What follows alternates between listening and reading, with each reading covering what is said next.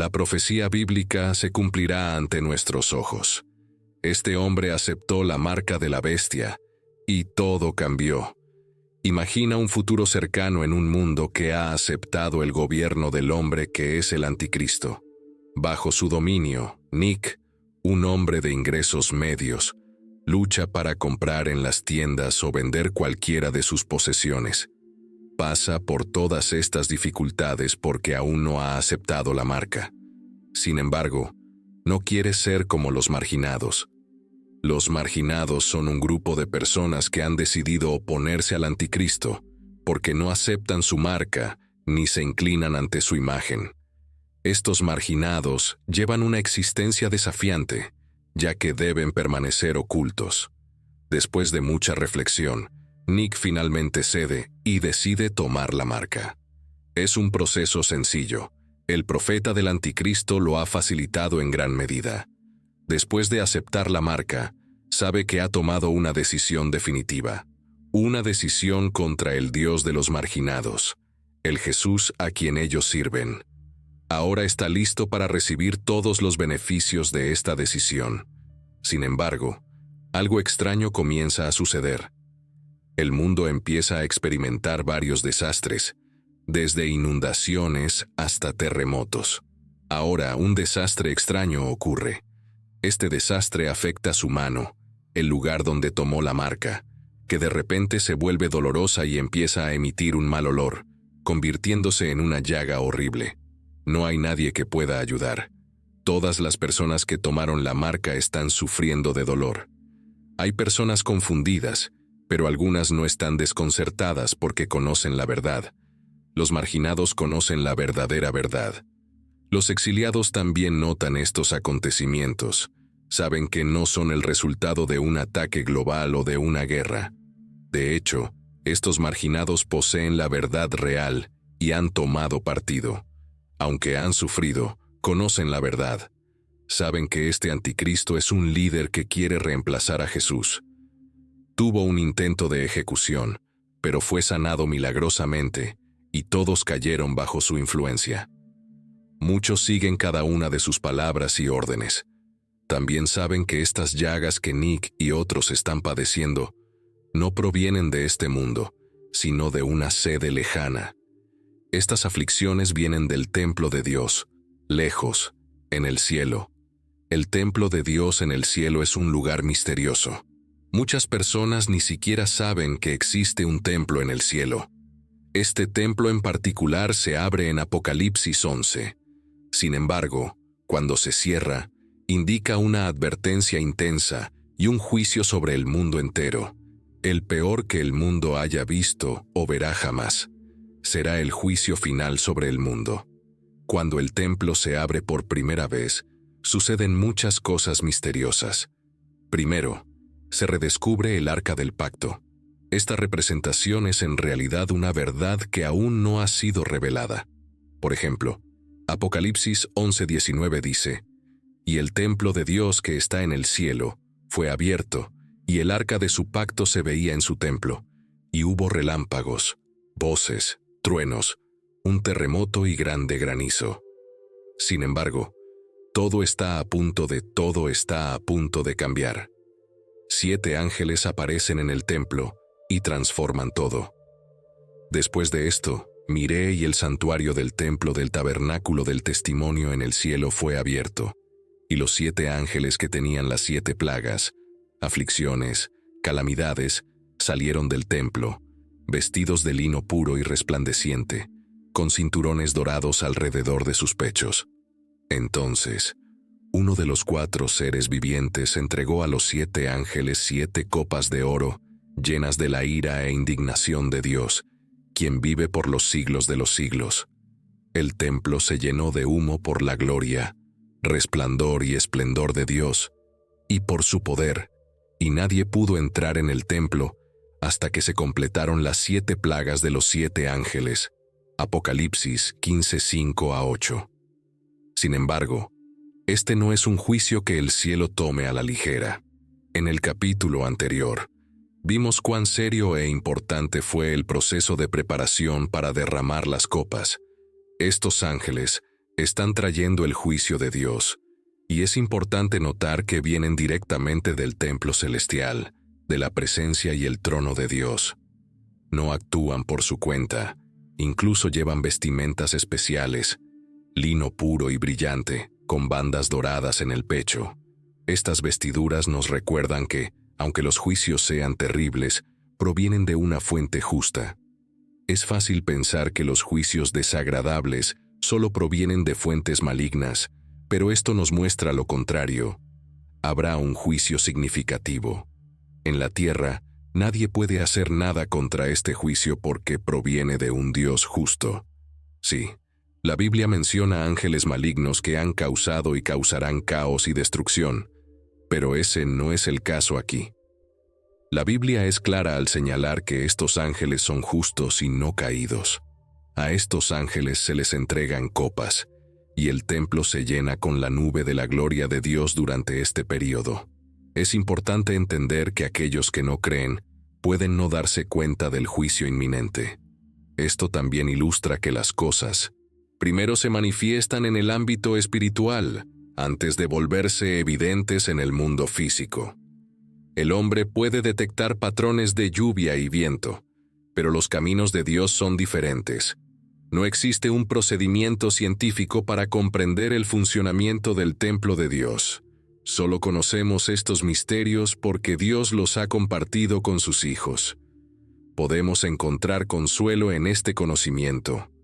Muchos cristianos no se dan cuenta de que ya tienen respuestas que el mundo busca, incluyendo cómo terminará todo. El orden del cielo es simplemente perfecto.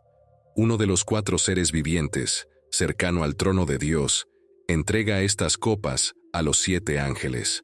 Los 4 seres vivientes que Juan ve están llenos de ojos y tienen diferentes formas: un león, un buey, un humano y un águila. Esto prueba que estos juicios provienen del mismo trono de Dios. Cuando este juicio comienza, nadie puede siquiera entrar en el templo de Dios, lo que muestra que el cielo no toma este juicio a la ligera. No hay nada que detenga este juicio una vez que comienza.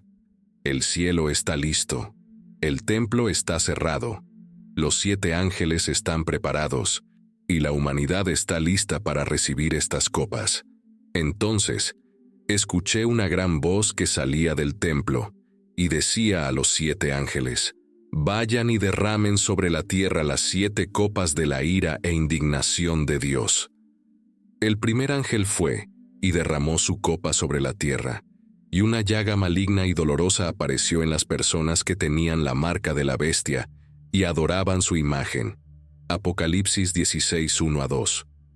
Una voz proviene del templo. ¿Es esta la voz de Jesús? En el Apocalipsis, las voces celestiales a menudo representan a Cristo, pero no siempre. Dado que los malvados han maltratado el templo terrenal, ahora el juicio proviene del templo celestial. Estas copas se enfocan más en la rebelión humana y juzgan más áreas que otros juicios anteriores.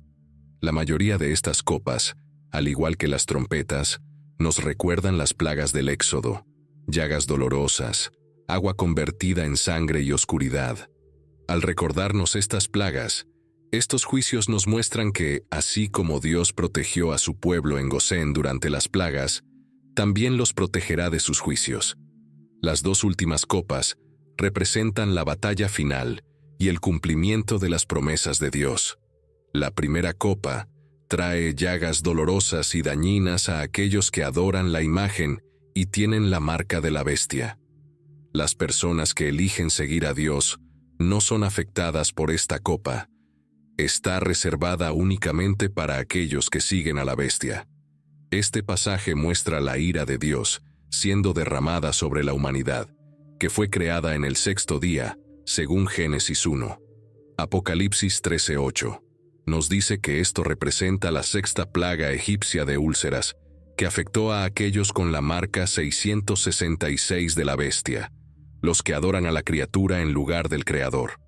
La segunda copa, en Apocalipsis 16:3, dice: «El segundo ángel derramó su copa sobre el mar, y éste se convirtió en sangre como de un muerto, y murió todo ser viviente que había en el mar. Antes, 1/3 de la vida en el mar había desaparecido, y ahora con esta copa, el resto ha sido destruido. Los océanos se vuelven estériles, la ira de Dios se manifiesta en el mar. Los peces eran una fuente de alimento fantástica cuando Dios creó las aguas en el 5.º día, pero ahora, con la segunda copa, la bendición del océano es destruida. Al igual que en la 6ª plaga, donde las aguas de Egipto se convirtieron en sangre y causaron la muerte de los egipcios, ahora el océano trae muerte. Con la tercera copa, los ríos y manantiales se convierten en sangre. Apocalipsis 16, 4-7. El tercer ángel derramó su copa sobre los ríos y sobre las fuentes de las aguas, y se convirtieron en sangre.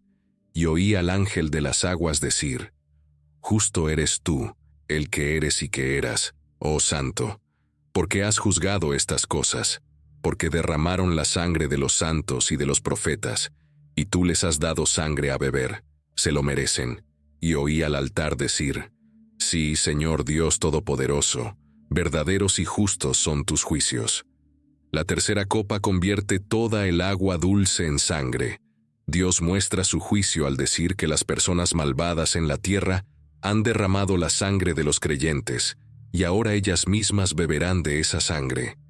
Esta tercera copa nos recuerda cómo el río Nilo se convirtió en sangre durante la primera plaga en Egipto. La plaga de convertir el agua en sangre se repite para enfatizar que el juicio de Dios es justo. El pueblo judío pensaba que diferentes ángeles estaban a cargo de diferentes partes de la naturaleza, mientras que los griegos creían que dioses o espíritus gobernaban estos elementos. En este caso, el ángel encargado de las aguas alaba la justicia de Dios porque las aguas se han convertido en sangre. La alabanza de los ángeles y del altar es una parte importante de estos juicios, sumándose a lo que ya hemos escuchado en los juicios de las trompetas. Hablan de la justicia y santidad de Dios, lo cual se conecta con el Cántico de Moisés, que también menciona los juicios de Dios. La razón para reconocer la justicia y santidad de Dios aquí es porque tú has juzgado así. El altar muestra que Dios es justo y equitativo, algo que se hace evidente porque guarda las oraciones de los fieles, ya sea el altar donde se realizan sacrificios o el altar de incienso. Por eso, el altar juega un papel en los juicios de Dios. En cuanto al sol abrasador, Apocalipsis 16, 8-9 dice: El cuarto ángel derramó su copa sobre el sol, y se le dio poder para quemar a las personas con fuego. Y las personas fueron quemadas con un calor intenso, y blasfemaron el nombre de Dios, que tiene poder sobre estas plagas. En la cuarta copa, el sol se vuelve extremadamente caliente y quema a las personas, haciéndolas maldecir a Dios. A pesar de su sufrimiento, no cambian sus caminos ni alaban a Dios. Muy pocas personas que maldicen a Dios comienzan a arrepentirse y a darle gloria durante este tiempo. El sol, que originalmente estaba destinado a iluminar el día mientras la luna y las estrellas iluminaban la noche, ahora se utiliza como una herramienta de muerte. En cuanto a la oscuridad, Apocalipsis 16, 10-11 dice: El quinto ángel derramó su copa sobre el trono de la bestia, y su reino se oscureció, y mordían sus lenguas de dolor, y blasfemaron contra el Dios del cielo por sus dolores y por sus úlceras, y no se arrepintieron de sus obras. Esta copa oscurece el reino del anticristo, pero incluso en la oscuridad, las personas continúan maldiciendo a Dios y se niegan a cambiar sus caminos pecaminosos. La oscuridad rodea a los malvados en lugar de quemarlos como el sol.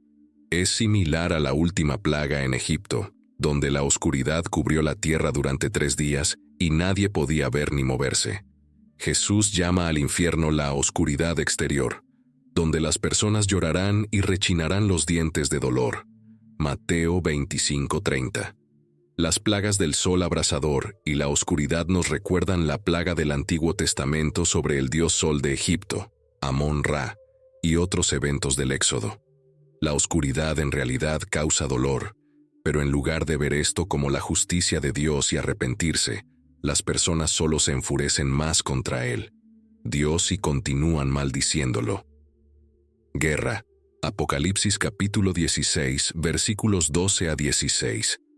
El sexto ángel derramó su copa sobre el gran río Éufrates, y su agua se secó, para que el camino estuviera preparado para los reyes del oriente. Y vi salir de la boca del dragón, de la boca de la bestia y de la boca del falso profeta, 3 espíritus inmundos semejantes a ranas, porque son espíritus de demonios que realizan señales y van a los reyes de todo el mundo, para reunirlos para la batalla del gran día de Dios Todopoderoso. He aquí, vengo como ladrón. Bienaventurado el que vela y guarda sus ropas, para que no ande desnudo y vean su vergüenza. Y los reunió en el lugar que en hebreo se llama Har Magedón. En la sexta copa, el gran río Éufrates se seca, facilitando que los reyes del oriente avancen. El secado del río también ayuda al diablo, al anticristo y al falso profeta a engañar a los líderes más poderosos, preparándolos para la gran batalla final contra Jesús, conocida como Armagedón. Armagedón se menciona específicamente solo una vez en la Biblia, en Apocalipsis 16:16, donde dice que los reunió en un lugar llamado en hebreo Armagedón. A pesar de su única mención, el concepto ha adquirido una importancia significativa en nuestro pensamiento e imaginación. ¿Sabías que Armagedón se deriva del hebreo Ar? Megido, Ar, significa montaña, y Megido se refiere a un sitio histórico ubicado en lo que hoy es Israel, conocido por su importancia estratégica y por ser escenario de numerosas batallas antiguas. Sin embargo, en el contexto del Apocalipsis, Armagedón no es solo una ubicación física, sino que representa simbólicamente la batalla final entre las fuerzas del bien y del mal, antes del fin del mundo. Cuando la gente escucha la palabra Armagedón, a menudo piensa en grandes eventos que podrían acabar con el mundo. El nombre evoca la idea de una gran lucha entre el bien y el mal, y se utiliza frecuentemente en películas y libros para referirse al fin del mundo. Pero este nombre en realidad proviene de historias y lugares antiguos del Medio Oriente. La conexión entre el Armagedón apocalíptico y el histórico Megido es profunda. Este nombre no fue elegido al azar para la batalla final de los tiempos. Tiene una rica historia ligada a los conflictos pasados de esa región. Megido era una antigua ciudad situada en un cruce estratégico en el norte de Israel, que conectaba las rutas comerciales vitales entre Egipto, al sur, y Mesopotamia, al norte. Esta importancia geográfica significaba que quien controlara Megido tenía una ventaja distintiva, tanto económica como militar. Debido a su importancia estratégica, la ciudad se convirtió en un punto central de muchas batallas a lo largo de los siglos. Notablemente, la Biblia relata una de las primeras batallas registradas en Megido, donde el renombrado en el libro de Jueces, capítulo 5, la jueza de Israel, Débora, y su general Barak triunfaron sobre el rey cananeo Jabín y su comandante Sísara. En las antiguas tierras de Israel, Megido no era un lugar cualquiera. Era un cruce crucial donde ocurrieron muchas batallas. Una de las batallas más memorables en Megido involucró a la valiente mujer llamada Débora y a su leal general Barak.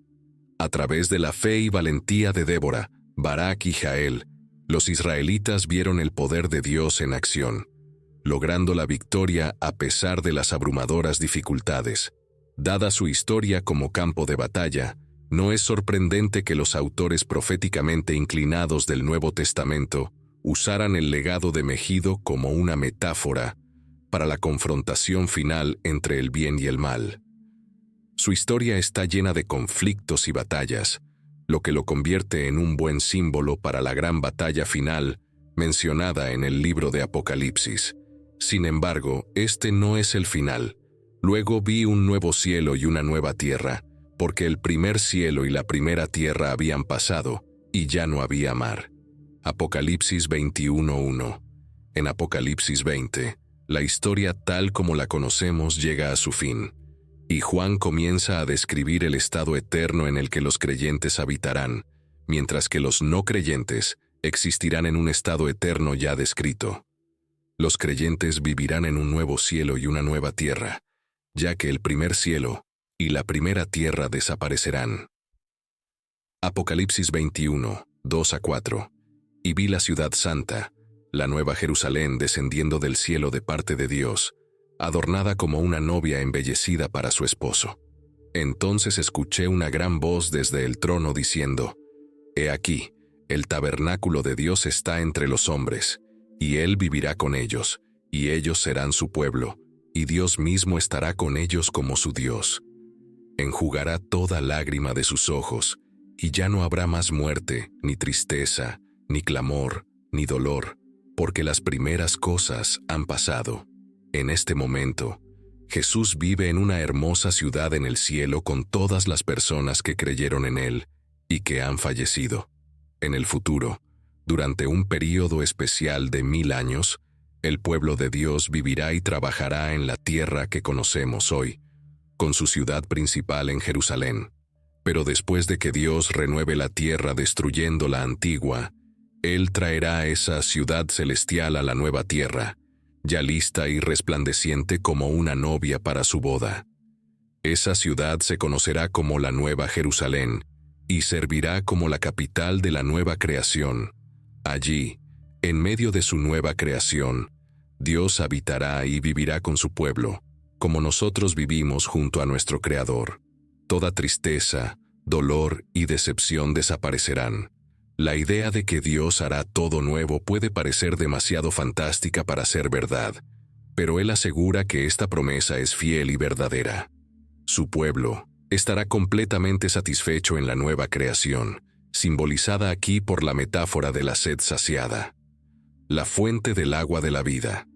Cuando tienes sed, la refrescante satisfacción de beber un vaso de agua fría palidece en comparación con la satisfacción espectacular que te espera. Cada persona salvada vivirá en la nueva creación, pero el cristiano que haya estado completamente comprometido, el que conquiste, recibirá una recompensa aún mayor, y Dios habitará con él con mayor intimidad, como un padre lo hace con su hijo. La descripción del cielo se interrumpe con un breve recordatorio de que aquellos que continúan pecando y rebelándose contra Dios pasarán la eternidad en el lago de fuego y azufre, que es la segunda muerte. Los no creyentes, con sus cuerpos no glorificados y almas no redimidas, entrarán en un lugar donde todos sus problemas de esta vida serán magnificados sin esperanza de mejora. Estarán atrapados en las consecuencias de su pecaminosidad en diversos grados. Aunque los creyentes vivirán en toda la nueva creación, el ángel dirige la atención de Juan hacia la capital de la nueva tierra. Esta ciudad brillará más que una gema cortada, pues estará adornada con la gloria de Dios.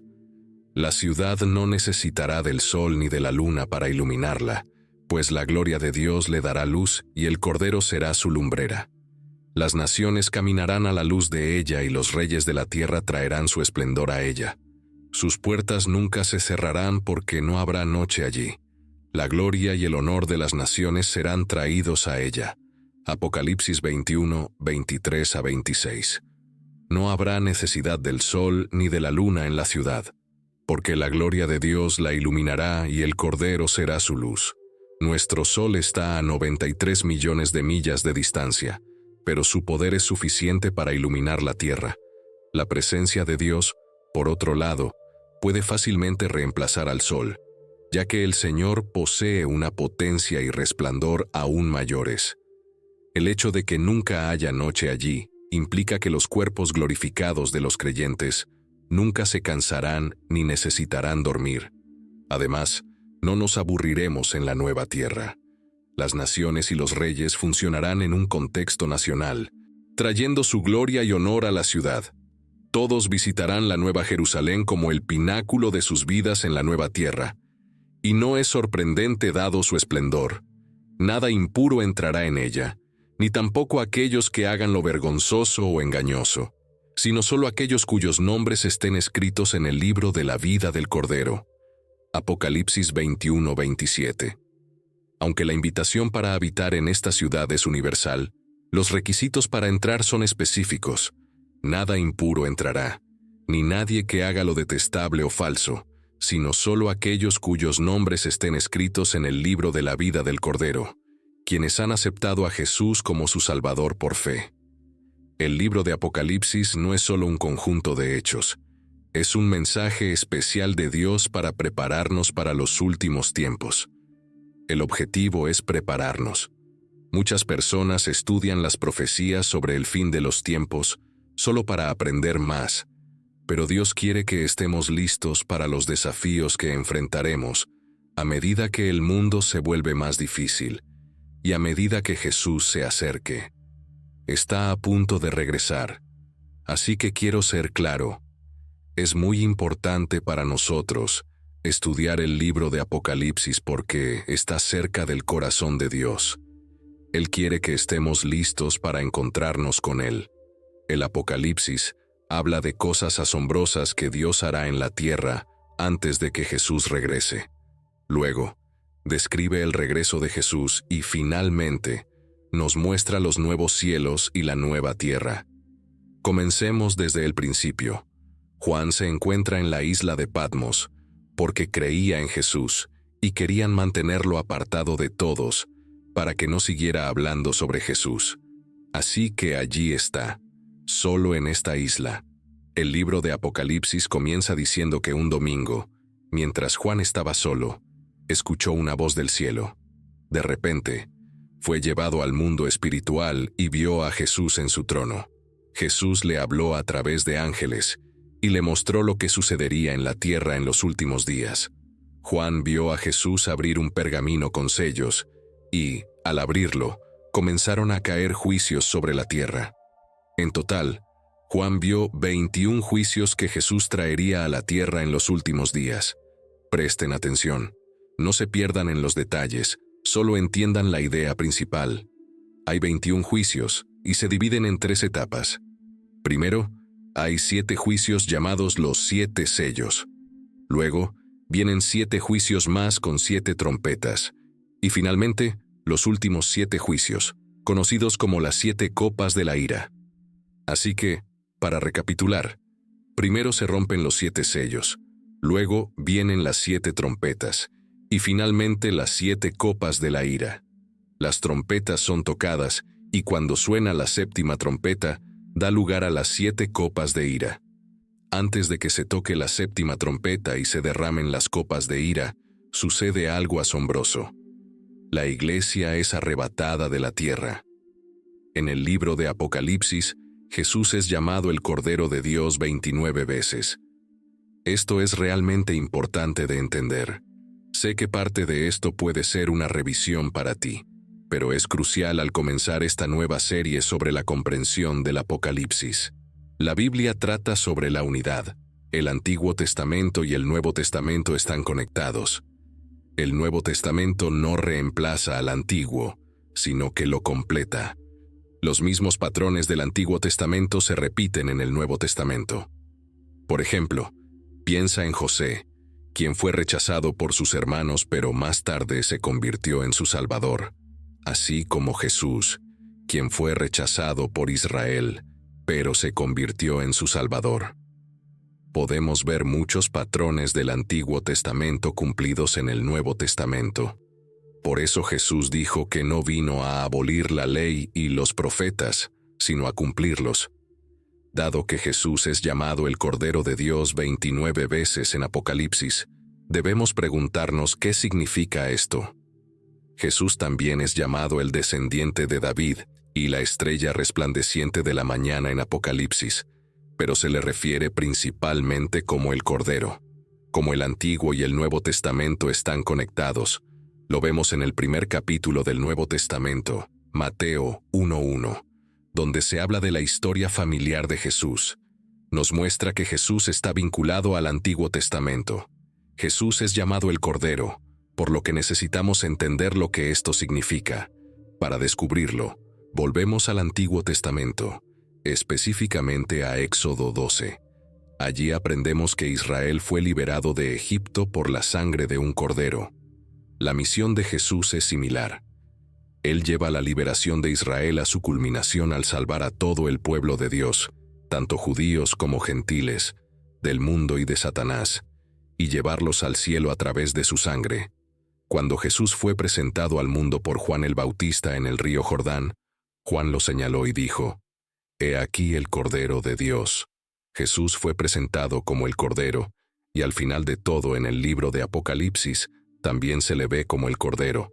Pedro nos dijo que hemos sido salvados y redimidos para Dios por la preciosa sangre del Cordero, y Pablo nos dijo que Cristo se ha convertido en nuestra Pascua. Así que, sabiendo que Jesús cumple la historia del éxodo de la Torá, al convertirse en el Cordero que redime a los hijos de Dios del mundo para sí mismo, debemos interpretar el libro de Apocalipsis que muestra a Jesús como el Cordero, a través de la historia de la Pascua y el Éxodo. Cuando pensamos en Dios derramando su juicio sobre los egipcios, recordemos esto. Al leer cómo Dios envió juicios sobre los egipcios en el libro de Éxodo, podríamos preguntarnos dónde estaba el pueblo de Dios durante ese tiempo. ¿Dónde estaba Israel cuando Dios envió las 10 plagas sobre Egipto? Bueno, también estaban en Egipto. Aunque Dios los protegió, ellos todavía sintieron el impacto de las plagas. Esto es importante porque nos muestra lo que volverá a ocurrir al final de los tiempos. Lo mismo sucederá con los primeros 7 sellos y las primeras 6 trompetas. Luego, cuando suene la 7ª trompeta, Dios sacará a su pueblo del mundo, y después derramará su ira final, de manera similar a como hizo con Egipto, cuando liberó su ira final, ahogando a los egipcios en el mar. Dios primero sacó a Israel de Egipto, lo hizo al partir el mar, lo que es comparable al rapto. Los movió sobrenaturalmente al otro lado, y luego ahogó a los egipcios en ese mismo mar. Vamos a desglosarlo. Israel en el libro de Éxodo es como la iglesia hoy en día. Egipto en Éxodo representa al mundo, así como Israel estaba en Egipto. La iglesia estará en el mundo mientras los juicios de Dios se descienden, pero seremos salvados. Faraón en Éxodo es como Satanás. Los falsos signos y prodigios que muestran los magos de Faraón frente a Moisés son como los eventos sobrenaturales falsos que ocurrirán al final de los tiempos, tanto en el mundo como a través de falsos profetas y maestros que intentarán infiltrarse en la iglesia. El Nuevo Testamento nos advierte sobre muchas mentiras y prodigios falsos al final de los tiempos. Jesús advirtió en Mateo capítulo 24 que tengamos cuidado con los falsos maestros y profetas. Dijo que los trucos y engaños al final de los tiempos serán tan poderosos que incluso los más escogidos podrían ser engañados. Esto lo vemos en el Antiguo Testamento, cuando los magos de Faraón arrojaron sus bastones al suelo, y estos se convirtieron en serpientes. Estos eran signos y prodigios falsos. Además, las 10 plagas que Dios envió a Egipto en el libro de Éxodo se repetirán durante la gran tribulación. Por ejemplo, veremos el agua convertirse en sangre nuevamente, y habrá una plaga de ranas, que son símbolos de espíritus malignos, al igual que en el antiguo Egipto. Pero no debemos asustarnos. Jesús nos dijo que cuando sucedan estas cosas, no debemos temer, sino estar alegres y levantar la vista porque nuestra salvación está cerca. Sin embargo, necesitamos estar preparados. No debemos pensar que nunca enfrentaremos tiempos difíciles, porque si pensamos así y los problemas llegan, no estaremos listos. Por eso Jesús nos dio el libro de Apocalipsis y nos dijo que edifiquemos nuestras vidas en él, como construir una casa sobre una roca sólida. Cuando lleguen los tiempos difíciles, estaremos preparados. Ahora, ¿qué pasaría si el anticristo estuviera aquí hoy? ¿Quién podría ser él? Podemos buscar pistas sobre su identidad. ¿Cuál será su edad probable? ¿Será una mujer o un hombre? ¿Será occidental o africano? Mientras reflexionamos sobre este escenario hipotético, espero que aprendamos más sobre el libro de Apocalipsis. ¿Estás listo? Vamos a comenzar. Primera pista. El nombre. El nombre del anticristo revela mucho sobre esta persona. Aclaramos el verdadero significado del término anticristo. La palabra Cristo proviene del griego Christos, que corresponde exactamente al hebreo.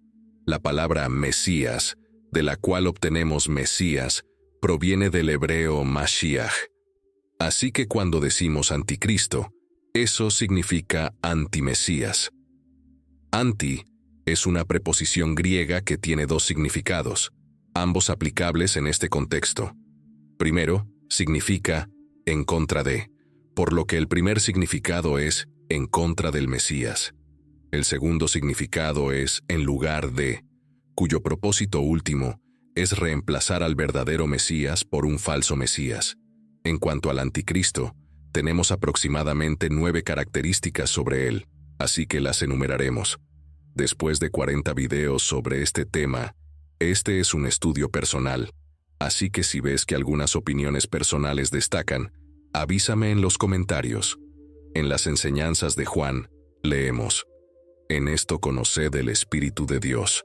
Todo espíritu que confiesa que Jesucristo ha venido en carne es de Dios, y todo espíritu que no confiesa que Jesucristo ha venido en carne no es de Dios. Y este es el espíritu del anticristo, del cual vosotros habéis oído que viene, y que ahora ya está en el mundo. Primera Juan 4, 2, 3. Si observamos este pasaje, vemos las 3 formas del anticristo. En primer lugar, hay muchos anticristos a lo largo de la historia de la humanidad. Muchos anticristos han aparecido y se han manifestado. En segundo lugar está el anticristo, una persona en particular. Esta es la última manifestación, el producto final del espíritu del anticristo al final de esta era. Las escrituras hacen evidente que habrá un último gobernante, el más malvado y poderoso, que gobernará a la humanidad por un breve período. Esta es la persona que estamos considerando. Para centrarnos en este video en la tercera forma, que es el espíritu del anticristo, que actúa a través de cada anticristo, es importante destacar que cuanto más nos acercamos al final de la era, más se intensificará el espíritu del anticristo y más nos enfrentaremos a esta batalla. Juan nos ha dado 4 señales distintivas del espíritu del anticristo, y estas son de gran importancia.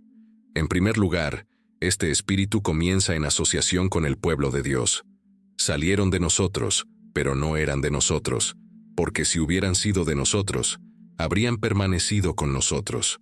Pero salieron para que se manifestase que no todos son de nosotros. Primera Juan 2:19. Primero, este espíritu del anticristo siempre empieza de alguna manera en conexión con el pueblo de Dios, pero no pertenece a él, lo que se revelará con el tiempo. La segunda característica de este espíritu es que niega que Jesús sea el Mesías, como vemos en Primera Juan 2:22. ¿Quién es el mentiroso sino el que niega que Jesús es el Cristo? Luego, Juan continúa con la tercera característica. Él es el anticristo que niega al Padre y al Hijo. Recuerda esto, el espíritu del anticristo no niega la existencia de Dios. De hecho, el anticristo afirmará ser el representante de Dios. El espíritu niega la relación entre el Padre y el Hijo dentro de la deidad.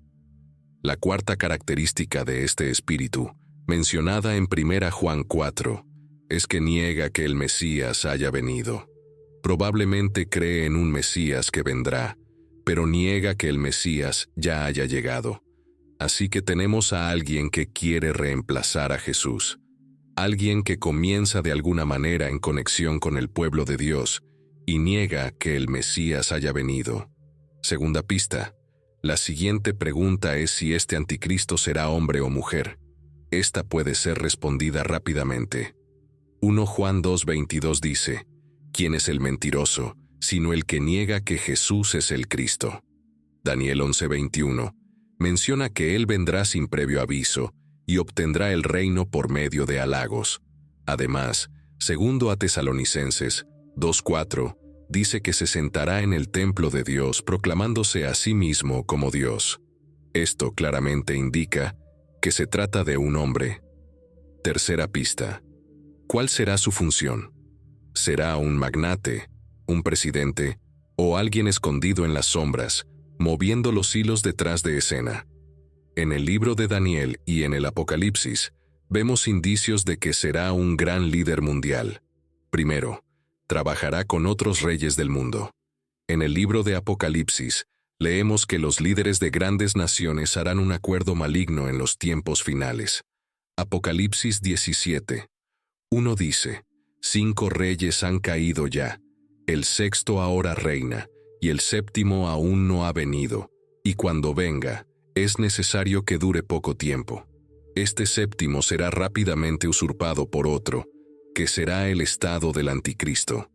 Apocalipsis 17:11 dice: la bestia que era pero ya no es el octavo rey. Es como los otros 7 y también va hacia la perdición. La bestia, también conocida como el anticristo, puede ser identificada sin lugar a dudas como el octavo rey, del cual la Biblia habla.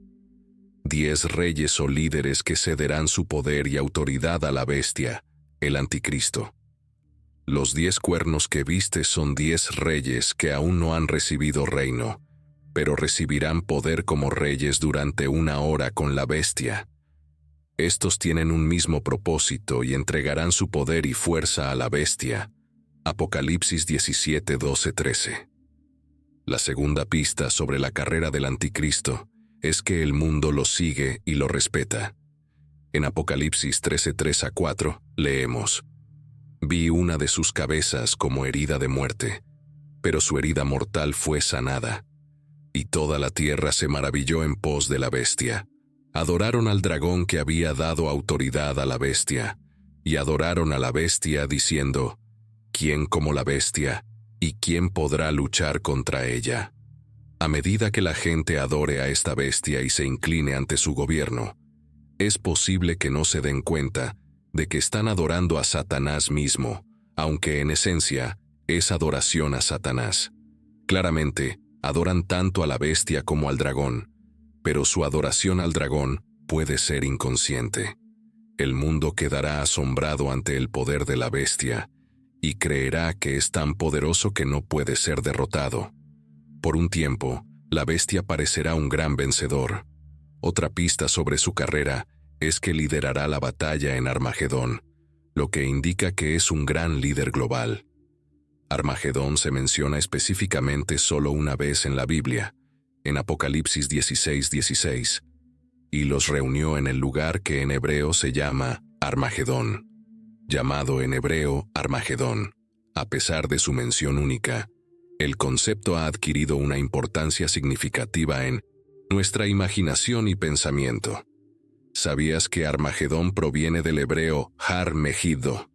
Har significa montaña, y Megido se refiere a Megido, por lo que juntos significan montaña de Megido.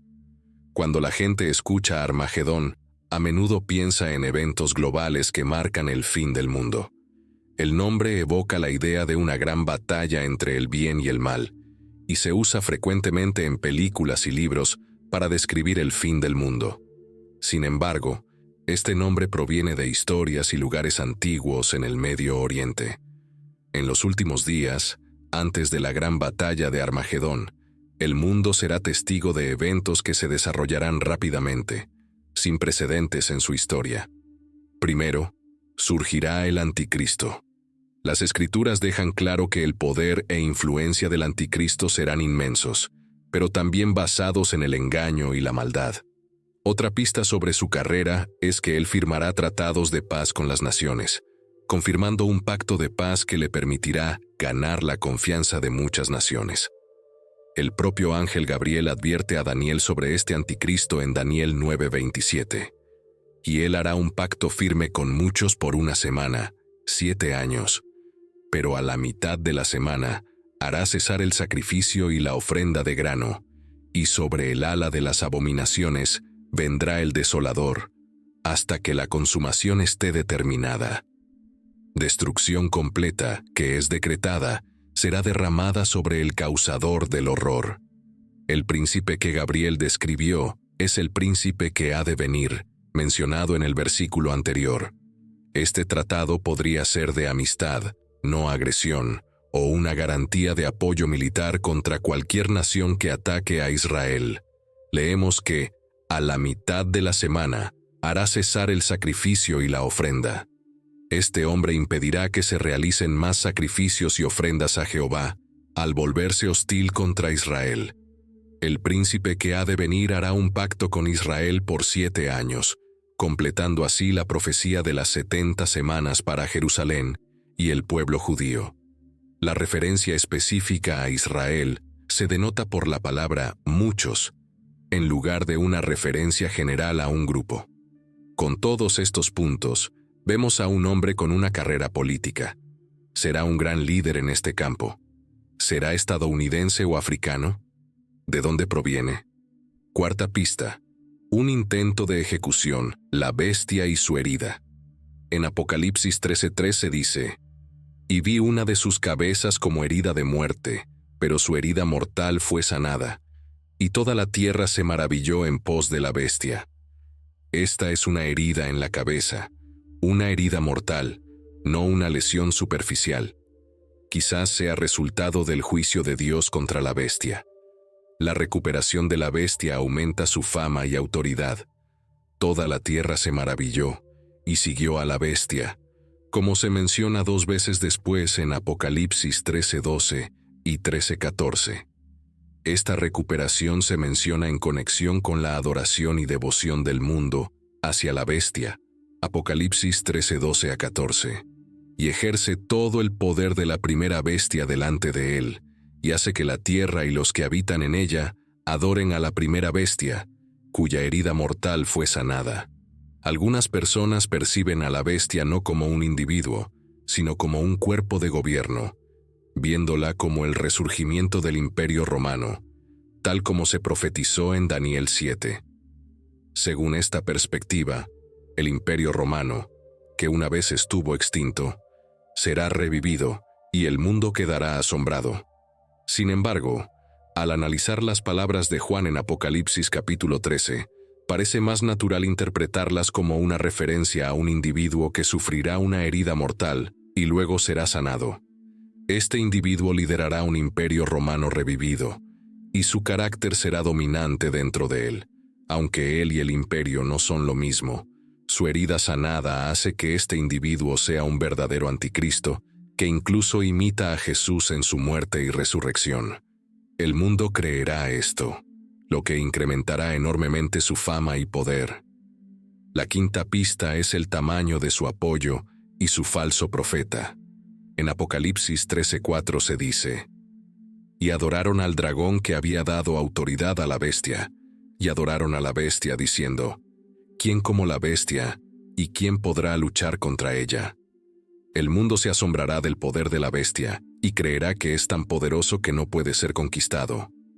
Por un tiempo, la bestia parecerá un ganador tremendo. Cuando blasfeme a Jesús y persiga al pueblo de Dios, parecerá que el mundo está rendido ante él, perdedores totales por un breve período. Adoran a la bestia y al dragón detrás de la bestia simplemente por el poder de la bestia. La adoración al diablo y a la gente del diablo se justifica únicamente por la fuerza bruta. Robertson sostiene que la bestia que surge de la tierra es esencialmente un profeta satánico que guía al mundo para adorar a la bestia y al dragón.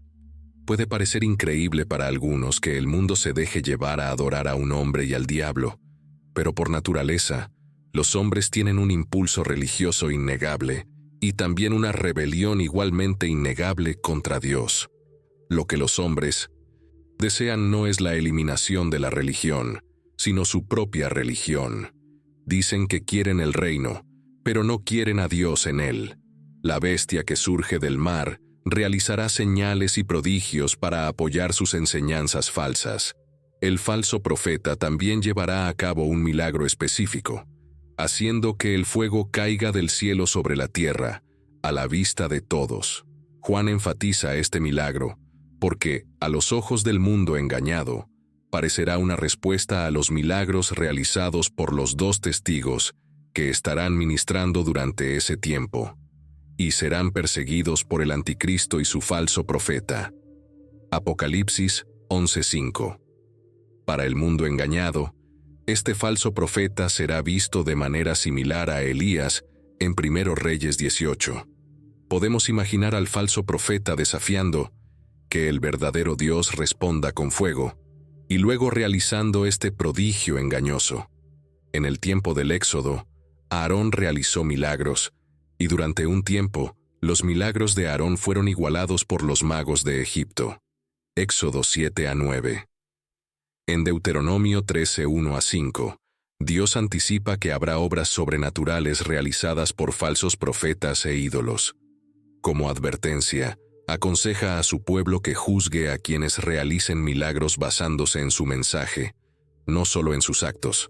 Jesús dijo que algunos que hicieron milagros incluso en su nombre eran seguidores falsos y perecerían en el infierno.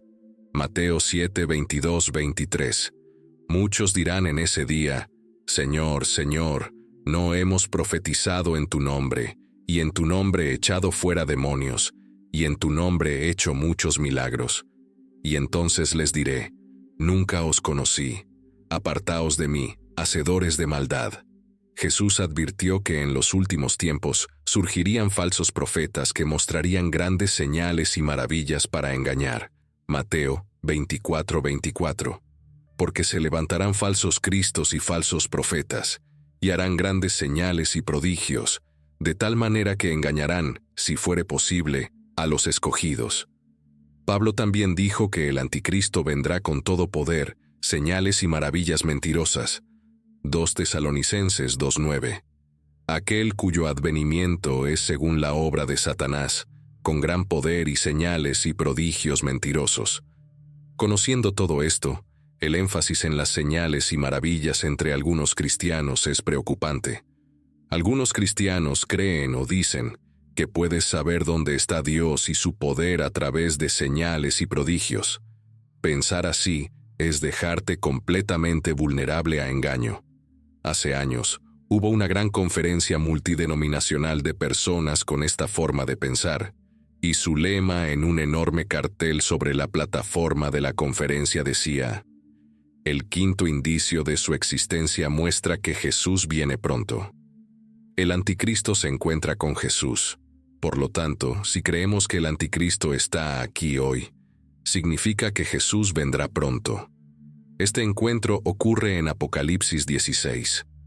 En este capítulo tenemos un relato de la derramación de las copas llenas de la ira de Dios. Estas se desatan contra todo el imperio anticristiano y todo lo asociado con él. Este juicio se derrama sobre la tierra, el mar, los ríos y las fuentes de agua. Las 7 terribles plagas se derraman sobre la tierra, y a pesar de los efectos devastadores de las plagas, la gente seguirá hablando mal de Dios en lugar de alabarle. La aterradora ira de Dios purga la tierra del mal. Tanto la 6ª copa como la 6ª trompeta están relacionadas con el río Éufrates. Ambos juicios se centran en ejércitos motivados por la actividad demoníaca. El encuentro comienza con la sequía del río Éufrates, Apocalipsis 16:12. Y el 6º ángel derramó su copa sobre el gran río Éufrates, y su agua se secó, para que se preparara el camino a los reyes del oriente. Observen dónde cayó sobre el gran río Éufrates. Algunos toman esto de manera literal como el lugar donde el poder y el imperio turco comenzaron en tiempos antiguos. Los romanos creían que el río Éufrates actuaba como una barrera segura contra posibles invasiones provenientes de los imperios del este. En esa época, el río se extendía por aproximadamente 1.800 millas, 2.900 kilómetros, y su ancho variaba entre 300 y 1.200 yardas, 275 a 785 metros, miles en metros. Sin embargo, si el río Éufrates se secara y se convirtiera en un camino, permitiría que enormes ejércitos del este, incluidos países como China, India y Japón, se movieran hacia el oeste con facilidad. Existen muchas especulaciones sobre las razones por las que estos ejércitos del este se desplazan hacia el oeste. Algunos creen que es para destruir Israel, mientras que otros piensan que es para rebelarse contra el Anticristo, un líder mundial basado en Europa. Al final, ellos combatirán contra Dios y su Mesías, mientras Dios ejecuta el sexto juicio de la copa, está guiando la historia hacia la batalla de Armagedón. ¿Cuál fue el resultado de esta copa? Provocó que el río se secara, privando a la ciudad de sus fuentes de riqueza, provisiones y otras necesidades. Apocalipsis 16, 13-14. Y vi salir de la boca del dragón, de la boca de la bestia y de la boca del falso profeta, 3 espíritus inmundos, como ranas, porque son espíritus de demonios, que hacen señales y van a los reyes de la tierra entera, para reunirlos para la batalla del gran día de Dios el Todopoderoso. Espíritus de demonios realizando señales. Nuevamente, las señales y maravillas son utilizadas por demonios como herramientas de engaño. El gran dragón está haciendo un último intento para recuperar su poder y estatus en el mundo. Está reuniendo sus fuerzas y convocando a sus espíritus para lanzar un último ataque desesperado antes de que sea demasiado tarde. Observa los instrumentos que utiliza para movilizar los poderes de la tierra en su causa y conflicto. 3 espíritus inmundos. Estos 3 espíritus inmundos se refieren a los demonios que asisten a Satanás, a la bestia y al falso profeta mediante la realización de milagros. Persuadirán a los reyes del este, así como a los ejércitos y gobernantes de todo el mundo, para que se reúnan y participen en la batalla contra la segunda venida de Cristo. Está claro quién saldrá victorioso de esta batalla. Es el gran día de Dios, no de los hombres, del Anticristo o del dragón. En medio de la descripción de la batalla inminente, hay un llamado a estar preparados para el triunfo de Jesús. Después del encuentro entre Jesús y el Anticristo, la Biblia enseña que el reinado del Anticristo llegará a su fin con la segunda venida de Cristo. El libro de Apocalipsis, que es una visión profética dada al apóstol Juan, proporciona la descripción más vívida. Y vi a la bestia y a los reyes de la tierra y a sus ejércitos reunidos para hacer guerra contra el que estaba sentado sobre el caballo y contra su ejército. Y la bestia fue apresada, y con ella el falso profeta que había hecho las señales en su presencia. Engañó a aquellos que habían recibido la marca de la bestia y a los que adoraban su imagen. Estos 2 fueron arrojados vivos al lago de fuego que arde con azufre. Apocalipsis 19, 19-20. Aquí, la bestia se refiere al Anticristo, y el que estaba sobre el caballo se refiere a Jesucristo regresando en gloria. El día en que el Anticristo se encuentra con Jesús no es solo un final, sino el inicio de un nuevo comienzo, una fuente de esperanza para la humanidad. La cadena del engaño se rompió, y el camino hacia la redención se volvió claro. En medio de la oscuridad, la luz de la verdad de Dios siempre prevalece. Con la derrota del Anticristo, la esperanza y la redención comenzaron a amanecer en el mundo. Ese día es un testimonio del poder duradero de la fe y el triunfo. ¿Qué ocurre después de ese día? El milenio. Tras la derrota del Anticristo, Cristo Jesús establecerá un reino en la tierra, conocido a menudo como el reino milenial, debido a que dura 1000 años. Durante este tiempo, Jesús reinará con justicia y paz, y reinarán con Cristo 1000 años. Apocalipsis 24. Satanás será atado y se le prohibirá actuar durante el milenio. Apocalipsis 21-3. Luego, vi a un ángel que descendía del cielo con la llave del abismo y una gran cadena en su mano. Él tomó al dragón, la serpiente antigua, que es el diablo y Satanás, y lo ató por 1000 años. Lo arrojó al abismo, cerró, y selló la entrada sobre él para que no engañara más a las naciones. No engañará más a las naciones hasta que se completen los 1000 años. Después de estos eventos, debe ser liberado por un breve período. Apocalipsis 23. Luego, vi un gran trono blanco y al que estaba sentado sobre él, de cuya presencia huyeron la tierra y el cielo, y no se encontró lugar para ellos. Vi a los muertos, grandes y pequeños, de pie ante el trono, y se abrieron los libros, y otro libro fue abierto, que es el libro de la vida. Los muertos fueron juzgados según lo que estaba escrito en los libros, de acuerdo con sus obras. El mar entregó a los muertos que estaban en él, y la muerte y el Hades entregaron a los muertos que estaban en ellos, y fueron juzgados cada uno según sus obras. Luego, la muerte y el Hades fueron lanzados al lago de fuego. Esta es la segunda muerte, el lago de fuego. Y si el nombre de alguien no fue hallado escrito en el libro de la vida, fue lanzado al lago de fuego. Así, el regreso de Jesús inaugurará 2 eternidades diferentes, una con Dios y otra sin Él. Cuando Jesús regrese, el mal será derrotado, la tierra será restaurada y Dios triunfará. Tu relación con Él determinará tu reacción al regreso de Jesús. Será, como dice un comentario bíblico, la mayor ciudad de toda la historia humana o el cumplimiento de la bendita esperanza. Tito 2:13.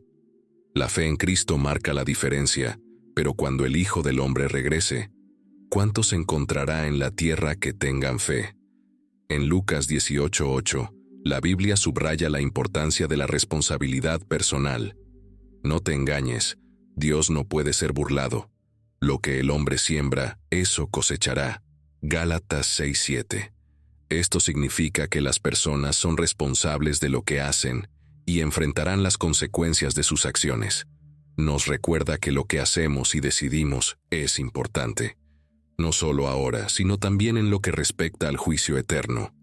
A pesar de las advertencias sobre el juicio, la Biblia también ofrece un mensaje de esperanza y redención. El segundo aspecto de esta señal sería una reducción significativa en el tamaño de la iglesia. El amor de la mayoría de las personas se enfriará cuando toda la iglesia esté bajo presión. Muchos cristianos nominales, si no todos los cristianos verdaderos, abandonarían debido a las cargas de la persecución universal, y su amor se enfriaría. Esta es una señal muy deprimente. La gran sorpresa en la tercera parte de la señal es que el Evangelio será predicado a todos los grupos étnicos. La tercera parte de la señal es que el Evangelio será proclamado, y una iglesia más pequeña y purificada tendría un mayor impacto en el planeta, lo cual es exactamente lo que Jesús implica. Los falsos profetas pueden ser una fuente de engaño. Cuando no hay paz, enseñan paz en lugar de ser un desafío. Su mensaje es de consuelo. Está bien, no pasará nada, dirán. Todo está bien, todo es fantástico. La iglesia está en buenas manos. Esa es una predicción falsa, y ellos pueden ser responsables del gran número de personas que dejarían la iglesia en ese momento. Ahora, el consejo de Jesús es seguir adelante y no ceder a estos falsos profetas. Quien persevere hasta el final, será salvo. Cuando ocurra esa señal, cuando el mundo desestime todos los aspectos de la iglesia, ese es el consejo de Jesús para todos los cristianos. ¿Por qué debería ser así? La respuesta es que el trigo y la cizaña crecen juntos, y cuanto más se acercan a la madurez plena, mayor será la tensión entre ellos. Por lo tanto, es natural que los cristianos estén bajo mucha presión. Los cristianos son considerados como inadaptados sociales, por lo que habrá odio dirigido hacia ellos, lo que nos lleva a la tercera señal de los últimos tiempos. La angustia de Jerusalén, geográficamente, será mínima. En este pasaje, Jesús cita las profecías de Daniel, donde un personaje es referido como la abominación desoladora. Daniel lo menciona 3 veces. ¿Qué significa todo esto? Se trata de un ser humano, un hombre que se establece en la misma ciudad de Dios, se declara Dios y se niega a aceptar la voluntad de los demás por encima de la suya. Es un tirano cuya llegada tendrá ramificaciones globales, pero estará centrado en Jerusalén, la ciudad de Dios, el lugar santo. Luego, Jesús dice que la cuarta señal de su venida ocurrirá inmediatamente después de esto, por lo que sabremos cuándo viene y estaremos listos. Cuando llegue esa señal, los falsos profetas o falsos mesías no serán peligrosos. No habrá engaño. Será demasiado rápido. Lo que sucederá es que toda la luz natural se apagará, el sol se apagará y las estrellas caerán. La Biblia hace muchas predicciones al respecto. Isaías dice que los cielos serán enrollados como un pergamino y todas las estrellas del cielo se disolverán. El firmamento será enrollado como un rollo y todas sus estrellas caerán como hojas marchitas de la vid y como follaje de la higuera. La luz natural desaparecerá, dejando solo la luz artificial para iluminar la tierra. ¿Qué está ocurriendo? La gente puede preguntar. «Esto es todo», exclamarán los cristianos. El sol, las estrellas y la luna dejan de brillar. Justo antes de que esto suceda, Dios apaga las luces del cielo para preparar el resplandor de la luz de los relámpagos que marcará su regreso. Luego, Él viene en las nubes de vuelta al planeta Tierra y nos encontraremos con Él. No nos encontraremos en un estadio terrenal porque no hay uno lo suficientemente grande para albergar a tal multitud. Lo alcanzaremos en el aire y eso será suficiente. No es una perspectiva fantástica. Cuando veas todas estas cosas, sabrás que Él está en las puertas, a punto de entrar. Él dice que este es un hombre que quiere reemplazar a Jesús, alguien que empieza, de alguna manera, en conexión con el pueblo de Dios y niega que el Mesías ha venido. Tiene el poder de gobernar, contará con un gran número de seguidores y enfrentará un intento de ejecución. Aparecerá justo cuando Jesús esté a punto de regresar. Y así concluye nuestro video de hoy. Esperamos que hayas encontrado esta información tan fascinante como nosotros. Queremos saber tu opinión. ¿Qué aprendiste de todo lo que discutimos hoy?